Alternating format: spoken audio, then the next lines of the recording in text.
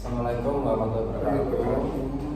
Nama saya Farel Muhammad Jafari. Saya Satrio Cahyono Putro.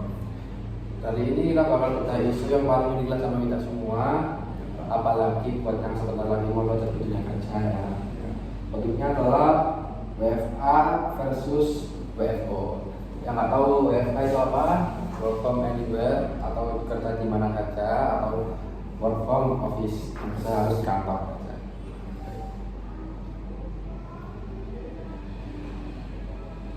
Isunya simpel tapi tricky.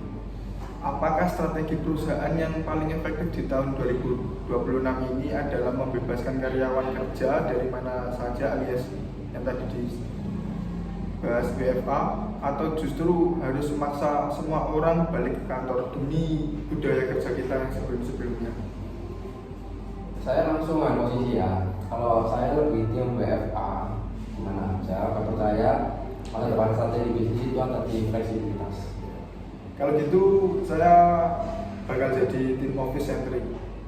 Saya bakal berargumen bahwa kantor fisik itu bukan cuma gedung, tapi jantung dari strategi perusahaan yang nggak bisa digantiin sama Zoom atau Google Meet atau yang lain-lain itu.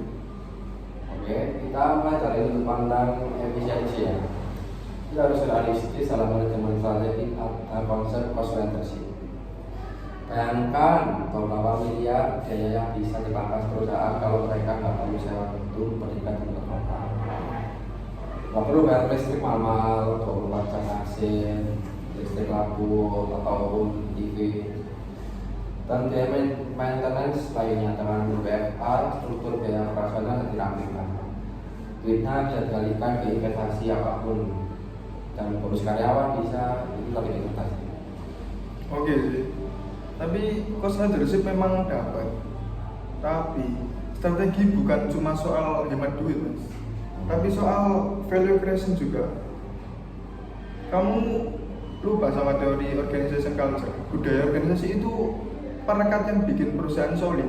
Kalau semua orang kerja dari rumah, pakai celana pendek, cuma ketemu via layar, rasa memiliki atau sense of belonging-nya itu hilang.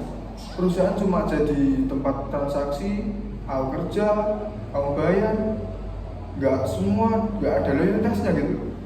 Kalau ada tawaran lain yang lebih tinggi di kita, mereka bakal cabut. Turnover karyawan yang tinggi itu biaya tersembunyi yang mahal banget. Itu asumsi kalau loyalitas cuma ketika menetap bukan. Padahal di era digital ini ya, loyalitas dibangun lewat kepercayaan dan kesadaran. Justru strategi WFA ini sesuai banget sama result based view atau disebut RB. Ada terbesar perusahaan itu kan hubungan kapital atau manusianya. Dengan WFA, perusahaan bisa merekrut talenta terbaik dari seluruh dunia. Nggak terbatas, gak cuma orang Indonesia yang seperti tinggal di Surabaya, Jakarta doang. Kita bisa dapat talent jago dari luar negeri tanpa harus bayar biaya relokasi. Itu keunggulan kompetitif yang masif. Karyawan juga lebih happy karena work-life balance terjaga. Nggak kuat di jalan karena macet, karyawan happy dan produktivitas naik. Kalau produktivitas naik, itu atau malah jadi gak terkontrol. Masalahnya WFA itu ada di pengawasan atau kontrol sistem.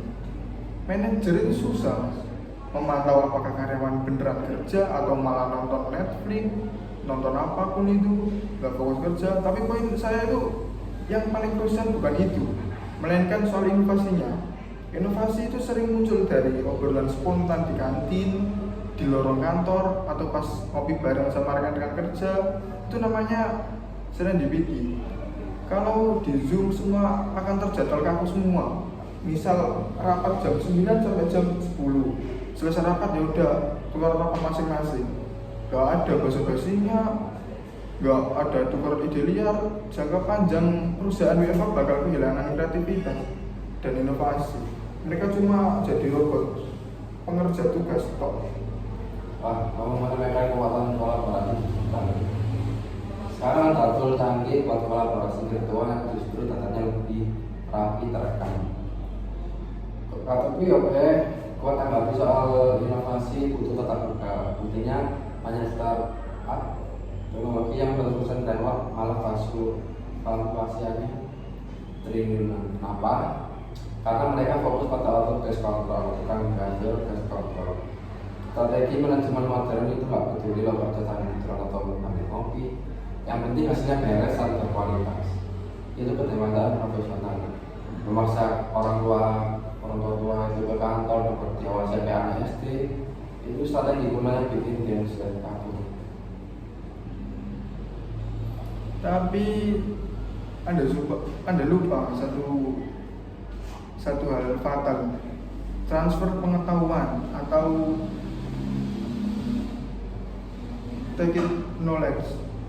Ilmu itu ada dua, yang tertulis dan yang tersirat. Kalau anak magang atau karyawan baru masuk di sistem WFA, mereka bingung mau nanya siapa. Mereka nggak bisa ngeliat cara seniornya negosiasi atau cara seniornya bekerja, cara seniornya nyelesain masalah secara langsung. Akibatnya regenerasi pemimpin gagal. Perusahaan mungkin untung sekarang, tapi 5 tahun itu lagi mereka nggak punya pemimpin yang matang karena nggak ada proses mentoring alami yang terjadi di kantor. Itu resiko keberlanjutan strategi yang serius. Oke, poin soal perhitungan itu valid dan memang jadi tantangan terbesar baik. Waktu mengetahui warga memang punya gagal. Nah, kan mulai goyah ya di BFI. Bukan goyah, tapi berpikir secara strategi saja. Mungkin jawabannya juga ditambuti, kita nggak harus pilih 100% di rumah atau 100% di kantor. Saya juga setuju sih. Kalau harus macet-macetan tiap hari nggak efektif juga. Mungkin solusinya adalah hybrid strategi. Sepakat, ini yang disebut strategi terus organisasi.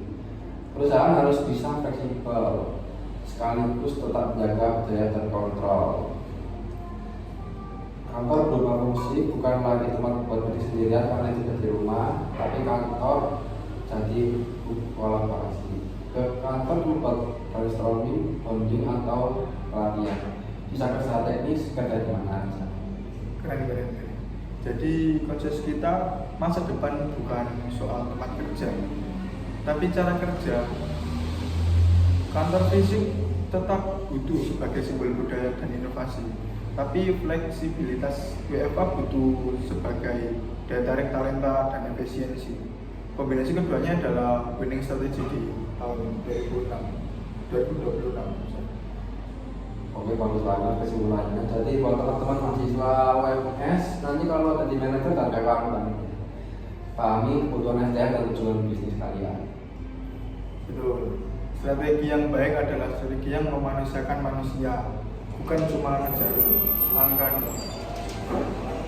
Oke, dan